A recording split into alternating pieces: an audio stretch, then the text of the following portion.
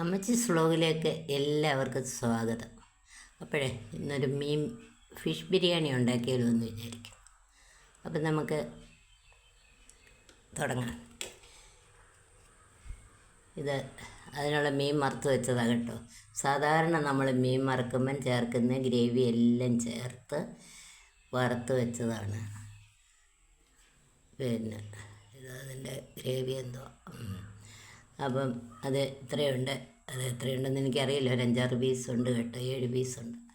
അപ്പോഴേ ഒരു 1/2 കിലോ ആയിരിക്കുള്ളതേ വെക്കുന്നുള്ളൂ കേട്ടോ. അപ്പം ഇത് മീൻ ഇത്രയും ഉണ്ടായിരുന്നു, അത്രയും അങ്ങ് എടുത്തേ ഉള്ളൂ. അതൊരു 4 പേർക്കുള്ള ബിരിയാണി. ഒരു 7 കഷ്ണം മീനുണ്ട്. ഓക്കെ. അപ്പോൾ ആദ്യം നമുക്ക് ഉള്ളി അങ്ങ് വറക്കാം. ഉള്ളി വറക്കുന്നതിന് ഞാനിപ്പം ഓയിലാണ് ചേർക്കുന്നത്.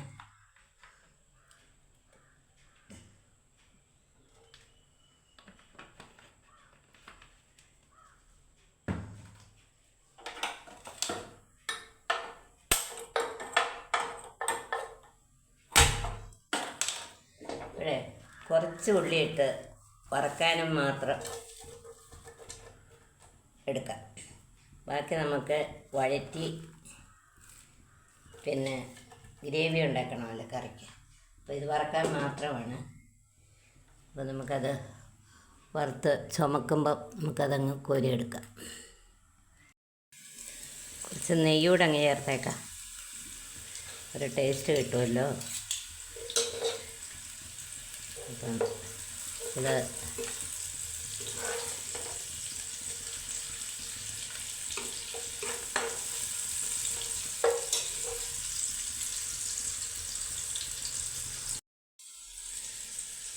3 സവാള എടുത്തത്.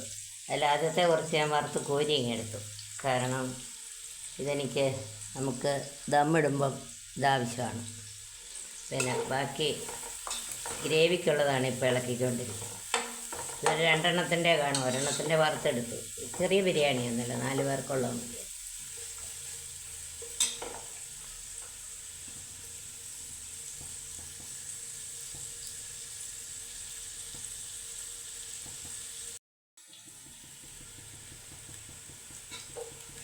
അപ്പോഴേ ഇതൊരുവിധം മൂത്തിട്ടുണ്ട്, ഗ്രേവിക്കുള്ളതാണ്.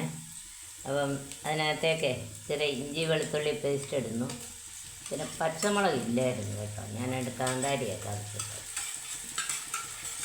ഞാൻ പിന്നെ എല്ലാം അഡ്ജസ്റ്റ്മെൻറ്റാണ്, നിങ്ങൾക്കറിയാമല്ലോ. എൻ്റെ മുഴുവൻ ടിപ്സാണ്.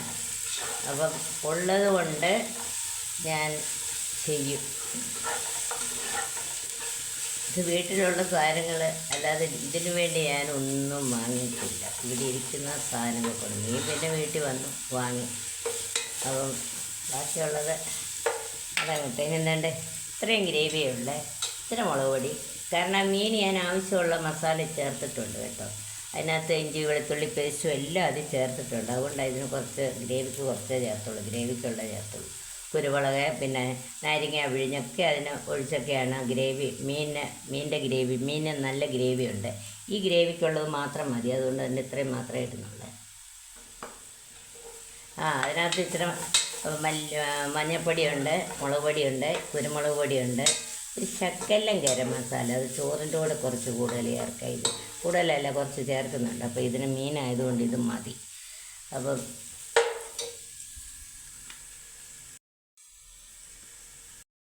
ഞാൻ മീൻ ബിരിയാണി ഉണ്ടാക്കിയിട്ടുണ്ട്, പക്ഷേ ഇത് നേരത്തെ ഉണ്ടാക്കിയതുപോലെയേ അല്ല ഇത്. അപ്പോൾ ഇതിന് ഞാൻ ഇച്ചിരി കുടംപുളിയെ ഇച്ചിരി വെള്ളത്തിലിട്ടിരുന്ന അതിൻ്റെ വെള്ളം ഇച്ചിരി ഊറ്റി ഒഴിച്ച് പുളിക്ക് വേണ്ടി. കാരണം എൻ്റെ തൈരില്ല. തൈര് ഇച്ചിരി ഉണ്ടെങ്കിൽ നല്ലതാണ്. പിന്നെ നാരങ്ങ എൻ്റെ കയ്യിൽ ഒന്നേ ഉണ്ടായിരുന്നുള്ളൂ. അപ്പോൾ അതിൻ്റെ തന്നെ ചില പീസ് ഞാൻ കറി വെച്ചിട്ട് ആ പീസും ഇച്ചിരി മുളക് കറി വെച്ചതിൻ്റെ ഒരു 2 പീസിൻ്റെ മാംസവും അതിൻ്റെ കുറച്ച് ഗ്രേവി എല്ലാം കൂടെ ഞാനങ്ങ് ചേർത്ത്. ഞാൻ പറഞ്ഞില്ല, ഇതെല്ലാം എൻ്റെ ഒരു ടിപ്സാണ്, അല്ലാതെ ഞാനൊന്നും നേരത്തെ ചെയ്ത പോലെ ചെയ്യാറില്ല. എനിക്ക് ഒന്നിനും ഒരു സിസ്റ്റമാറ്റിക്കായിട്ടൊന്നും ഞാൻ എന്തെങ്കിലുമൊക്കെ ചെയ്യും. അത് മിക്കവാറും നല്ലതായിരിക്കും, കുഴപ്പമുണ്ടാവില്ല. അപ്പോൾ ഇപ്പം ഗ്രേവി ആയില്ലേ, ഇതിൻ്റെ തന്നെ കുറച്ച് കറി വെച്ച് ആ വാലിൻ്റെ പീസും തലയുടെ പീസും ഒക്കെ കൂടെ അതിൻ്റെ കുറച്ച് ഗ്രേവി എല്ലാം കൂടെയാണ് ഇതങ്ങ് ചേർത്തതായി. എന്താകുമെന്ന് നമുക്ക് നോക്കാം. ഇതിനകത്തോട്ട് മീൻ പെറുക്കിയിടാം. അപ്പോഴേ നമ്മുടെ മീൻ ഈ ഗ്രേവിയെല്ലാം ഈ പരുവായി. ഇതിന് വേകാനൊന്നും അധികം ഇല്ല, കാരണം തിളച്ചൊക്കെ കിടക്കുകയാണ്. അത് നമുക്കങ്ങ് മൂടി വെച്ചിങ്ങനെ മാറ്റി വെക്കാം. എന്നിട്ട് ഞാൻ വെള്ളം തിളപ്പിക്കുകയായിരുന്നു കഞ്ഞിക്ക്. അത് അപ്പോൾ ഇതങ്ങ് മാറ്റാൻ ഇവിടുന്ന്. അപ്പോഴേ നമുക്കിനി ചോറിൻ്റെ പരിപാടി നോക്കാം. പിന്നെ ജീരകശാല റൈസാണ്.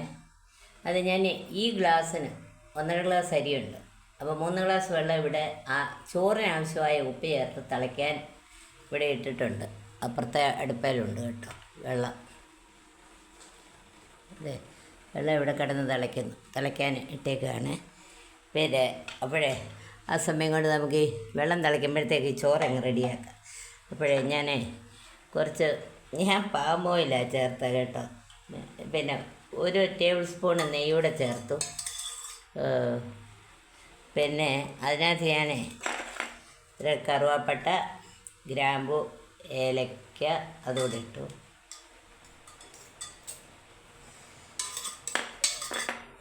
ഒരു ബേ ലീഫ് കൂടി ഇട്ടു.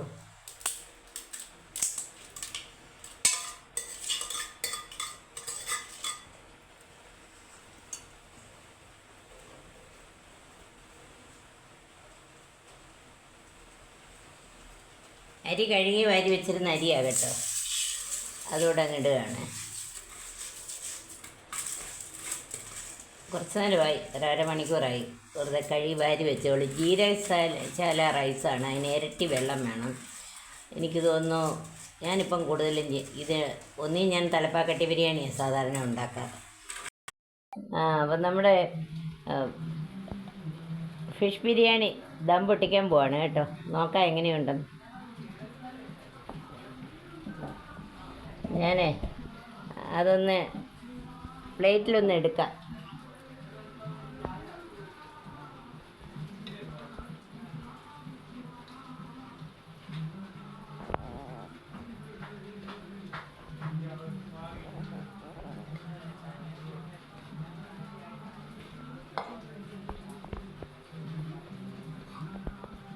അപ്പോഴേ നമുക്ക് ആ വൈറ്റും കളറുള്ളതും മസാല എല്ലാം കൂടെ അങ്ങ് എടുക്കാം.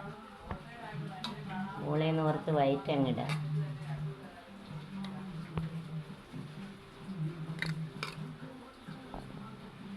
റെഡി ആയില്ലേ നമ്മുടെ ഫിഷ് ബിരിയാണി. വെറൈറ്റി ഫിഷ് ബിരിയാണിയാണ്, എല്ലാവരും ചെയ്യുന്നതിലും വ്യത്യസ്തമായിട്ട് ഉണ്ടാക്കിയതാണ്. അപ്പം എനിക്കിന്ന് 3 ഗസ്റ്റുണ്ട്. അതുകൊണ്ടാണ് ഞാൻ പറഞ്ഞില്ലേ 4 പേർക്കുള്ളത് ഉണ്ടാക്കുന്നുള്ളൂ. അപ്പോൾ അവർ വന്നു. അപ്പോൾ ഞങ്ങൾ കഴിക്കാൻ പോവാണ്. അപ്പോൾ എല്ലാവർക്കും ഗുഡ് നൈറ്റ്, ബൈ ബൈ.